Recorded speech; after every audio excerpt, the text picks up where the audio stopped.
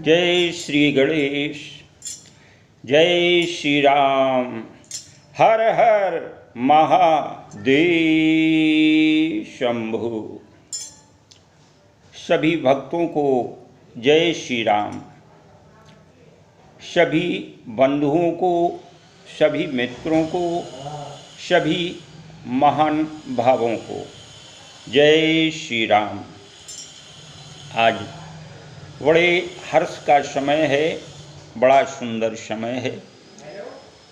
हम सभी भक्तों के बीच बैठ कर के भगवान श्री सीताराम जी का सुंदर जय घोष लगाते हुए, जय श्री सीताराम बोलते हुए, प्रत्युत्तर में सभी भक्त हमारे जय श्री राम बोलते हुए जय श्री राम।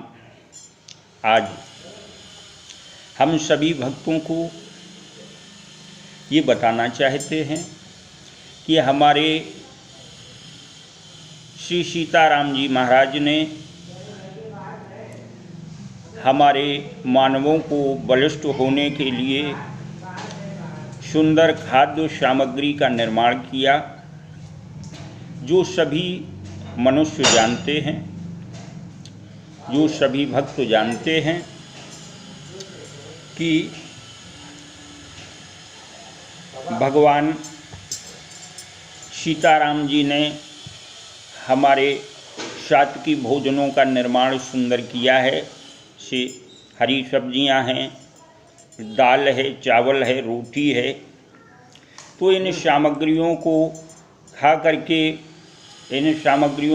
करके अपने सुंदर जीवन को पौष्टिक बनाएं,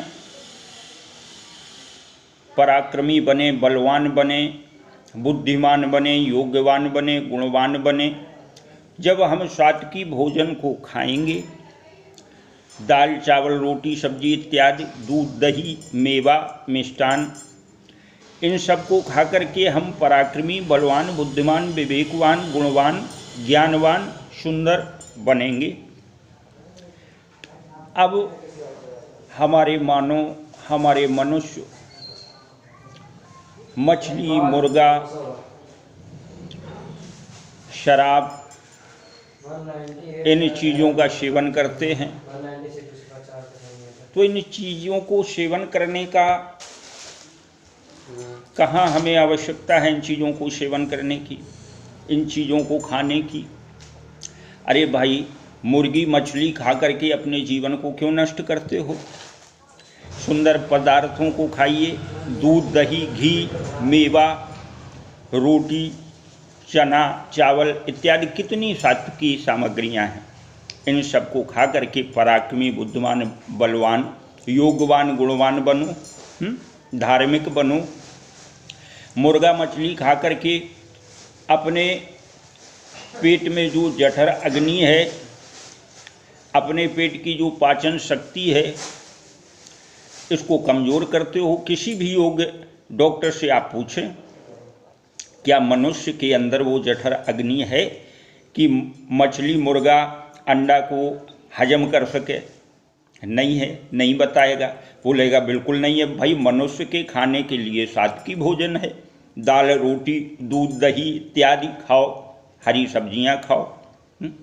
मांस मछली क्यों खाते हो? अपने सुंदर शरीर को अवगुणों का भंडार क्यों बनाते हो?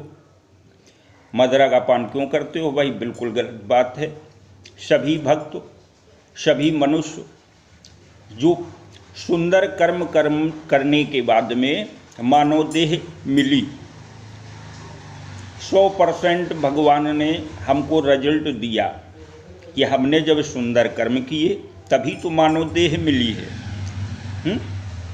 भाई, सुंदर कर्म ना किए गए होते, सुंदर धर्म ना किया गया होता, सुंदर कर्म ना किया गया होता, तो हम मानव कैसे बनते? नहीं बन सकते थे ना। तो इसलिए श्री रामचरितमानस में कहा भी गया है कि बड़े भाग्य मानुष तन पावा, सुर दुर्लभ सत ग्रंथन गावा। तो जब बड़े भाग्य से ये मानव की देह हमको मिली है, तो इस देह का सदुपयोग करें। भाई, जैसे कुत्ता है, बिल्ली है, शेर है, इन लोगों के लिए मांस बना है कि ये लोग मांस खा करके और अपने जीविकोपार्जन को कर सकते हैं।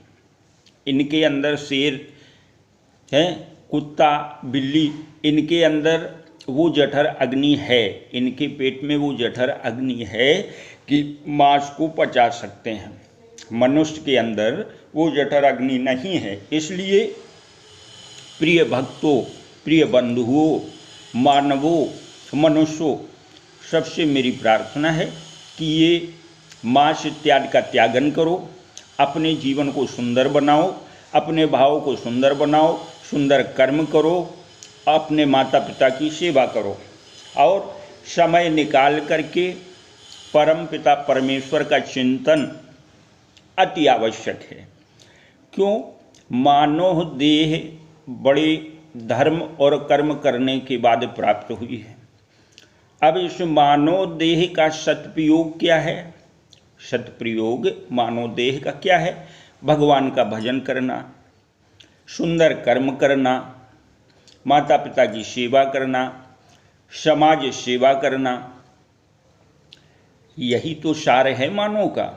जब ये करेंगे आप तो आपके कर्म सुंदर बनेंगे, आपके कर्म सुंदर बनेंगे। जब सुंदर कर्मों को करेंगे तो हमारी जो ये मानव देह, जो हमें मानव देह मिली है, इसका सदुपयोग होगा। तो ऐसे सुंदर सदुपयोग को करते रहो, अपने जीवन को सुंदर बनाओ और सुगमता पूर्वक अपने जीवन को जियो। हमें ऐसे गलत सलत कर्मों को नहीं करना है जो हमारे मानव देह को, यानी हमारी देह को नुकसान पहुँचे। परमात्मा ने इतनी सुंदर देह दी है हमको, इतना सुंदर शरीर दिया है, तो इसको राम भजन में, दूसरों के हित में, दूसरों के परहित में, परोपकार करने में, धर्म करने में, धर्मार्थ करने में, पुरुषार्थ करने में इसका सदुपयोग करें। सुंदर सदुपयोग करें, तभी तो हमारे अंदर निखार आएगा। भाई अधर्म के धन को, अधर्म के धन को, अब जैसे कोई चोर है, उस चोर ने किसी मानव की, किसी व्यक्ति की जेब को काट लिया। अब सपोज करें कि उसके उस पर्स में 100 की नोट है। अब उस 100 की नोट से अपने परिवार को सब्जी, दाल या आटा इत्यादि कोई वस्तु लेके जाएगा और अपने परिवार में बांट करके उस वस्तु को खाएगा। अब उसके 100 रुपये को आपने चुरा लिया, बड़े खुश हो रहे हो, बड़े हंस रहे हो। कितनी देर प्रसन्न रहोगे उस 100 की नोट से? लेकिन आपका वो चोरी का जो फल है वो परमात्मा के यहाँ नोट हो गया और वो व्यक्ति दुखी हो गया जिसका आपने जो है बटुआ चुरा लिया। तो कहीं ना कहीं आप दंड के भागी बन जाते हैं। ऐसा मत करो, अपने जीवन को सरल बनाओ, सुंदर बनाओ, विवेकवान बनाओ, गुणवान बनाओ। अधर्म मत करो, अधर्म की संगति मत करो, अच्छे लोगों के साथ में रहो, साधु संतों को प्रणाम करो, साधु संतों की सेवा करो, उनके पास बैठो, धर्म की चर्चा करो। इस तरह से अपने जीवन को सुंदर बनाओ, अधर्म को त्यागो। यही हमारी प्रार्थना है, यही हमारी भक्तों से बारंबार प्रार्थना है कि भगवान के गुणानुवाद में, भगवान की चर्चा में, श्री सीताराम जी के उद्घोष में अपने जीवन को सुंदर बनाएं। जैसे बहुत भक्त हमारे ये नहीं जानते हैं कि दीप क्यों जलाया जाता है। शुभम करोति कल्याणम आरोग्यम सुख संपदाम शत्रुबुद्धि विनाशाय दीपम ज्योति नमोस्तुते। दीप प्रकाश का प्रतीक है, दीप साक्षी है। शुभम करोति कल्याणम, शुभ का प्रतीक है, कल्याण करने वाला है। किसी कार्य के प्रारंभ में दीप जलाया जाता है।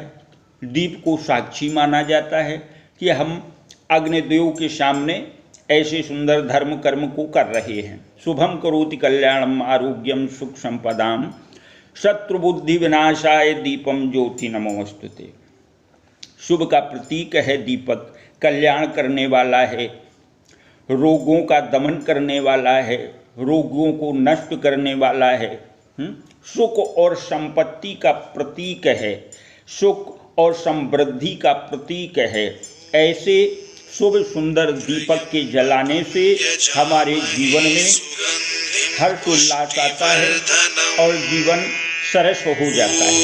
जय श्री राम, जय जय श्री राम।